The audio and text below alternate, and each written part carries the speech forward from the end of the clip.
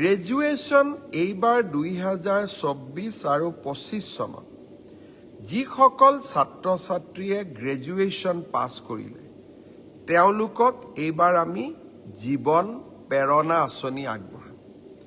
নিযুত মইনাৰ হিতাধিকাৰীসকলে এই আঁচনি লাভ নকৰে, আন সকলো যুৱক যুৱতীক এই আঁচনি আমি আগবঢ়াম।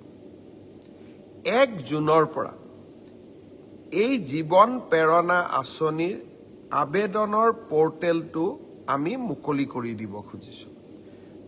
2024-25 চনত অসমৰ যিকোনো বিশ্ববিদ্যালয়, প্ৰাইভেট ইউনিভাৰ্চিটিৰ পৰা পাছ কৰিলে নহ'ব, যিকোনো চৰকাৰী বিশ্ববিদ্যালয়ৰ পৰা পাছ কৰা স্নাতকসকলে এই জীৱন প্ৰেৰণা আঁচনিৰ বাবে আবেদন কৰিব পাৰিব।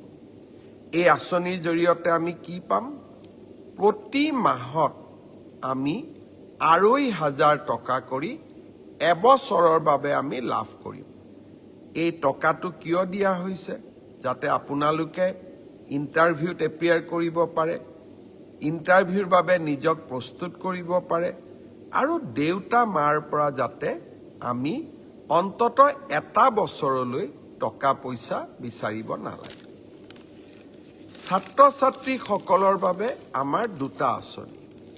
এটা হ'ল বিনামূলীয়া নামভৰ্তি।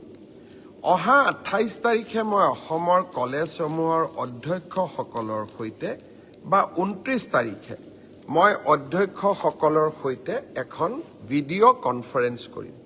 লক্ষ্য, এইবাৰ মই তেওঁলোকক নিজে স্পষ্টভাৱে ক'ম যে যি পৰিয়ালৰ ঘৰত ৰেচন কাৰ্ড আছে তেওঁলোকক আমি কলেজ, ইউনিভাৰ্চিটি আমি বিনামূলীয়া নামভৰ্তি কৰিম।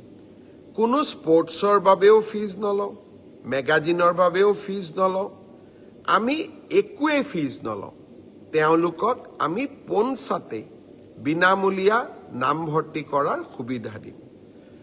দুই এজনে প্ৰশ্ন কৰিছে যে মই দুখীয়া মানুহ, মোৰ ঘৰত ৰেচন কাৰ্ড নাই, মই বিনামূলীয়া নামভৰ্তি নাপাম নেকি? আপোনালোকে বিনামূলীয়া নামভৰ্তিৰ সুবিধা লাভ কৰিব, কিন্তু তাৰ বাবে আপোনালোকক এখন ইনকাম চাৰ্টিফিকেট লাগিব। কিন্তু যাৰ ৰেচন কাৰ্ড আছে, ৰেচন কাৰ্ডখনেই ইনকাম চাৰ্টিফিকেট। তেওঁক আৰু অতিৰিক্তকৈ কোনো বেলেগ প্ৰমাণৰ প্ৰয়োজন নাই।